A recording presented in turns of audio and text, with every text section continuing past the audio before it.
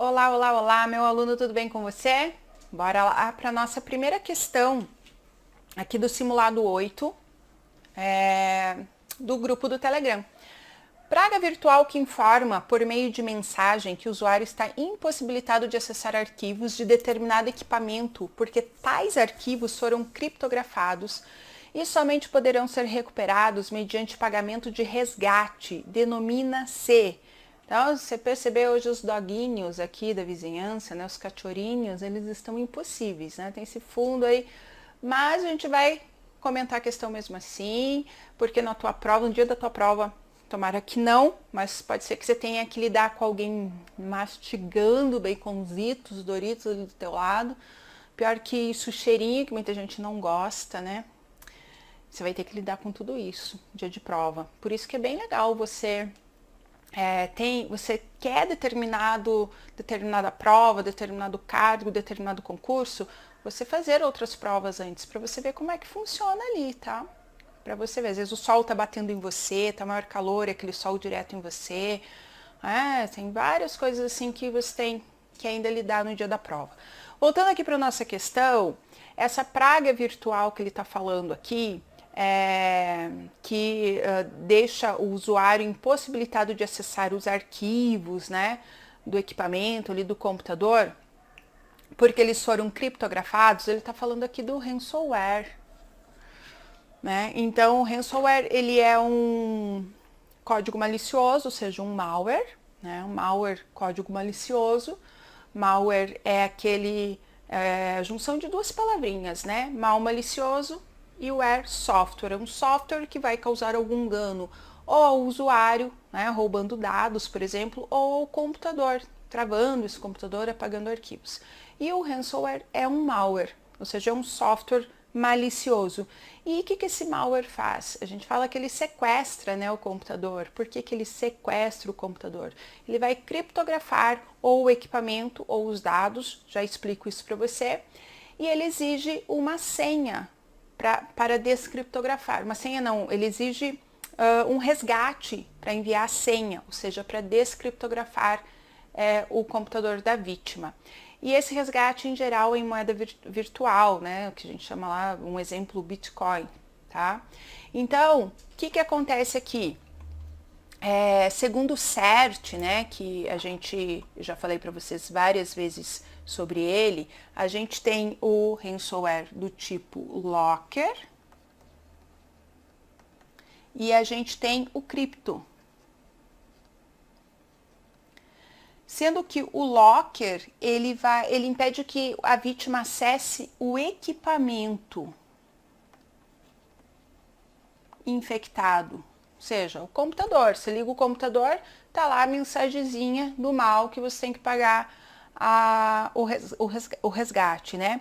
E cripto, ele impede que você acesse dados que estão armazenados nesse equipamento infectado. Então, para você não confundir na prova, né, pensa que o locker tem E de equipamento. Logo, o outro tipo é o cripto, né, que criptografa apenas alguns dados. Pode ser que ele criptografa uma pastinha, enfim, ok? Então, esse é o ransomware. Quando a gente fala aqui do Trojan, você já ouviu falar então do Trojan? O Trojan, então, ele é o cavalo de Troia, né? É aquele que se faz passar por um presente. Então, por exemplo, você baixa um joguinho, aqui está o arquivo do joguinho, e quando você instala o joguinho junto, você pode estar instalando esse presente. Deixa eu colocar aqui mais bonitinho, o jogo. Junto você pode estar instalando o Trojan. E a gente tem vários tipos de Trojan hoje em dia, né? Que você pode ver lá no CERT também. Se você digitar lá cavalo de Troia CERT, você vai cair nessa página. Então ele tem, por exemplo, o Trojan DOS. DOS é um ataque de negação de serviço, então ele vai instalar essas ferramentas de um ataque de negação de serviço. Tem o Clicker, o Trojan Clicker, que ele redireciona a navegação do usuário para sites específicos, tá? Ele quer aumentar o número de acessos.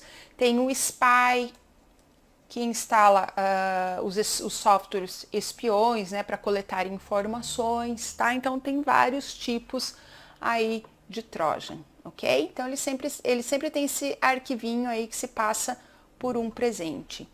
Quando a gente fala de spyware, o spyware ele é um software espião. Ele é projetado para monitorar as atividades, né, de um sistema e enviar essas informações para o criminoso. E ele tem 3 tipos também. Ele tem o keylogger, que captura o que a vítima digitou lá no teclado, o screenlogger, que pega a área que clicou ali com o cursor, né, printzinho da tela, e o adware, que é esse spyware que mostra anúncios, tá?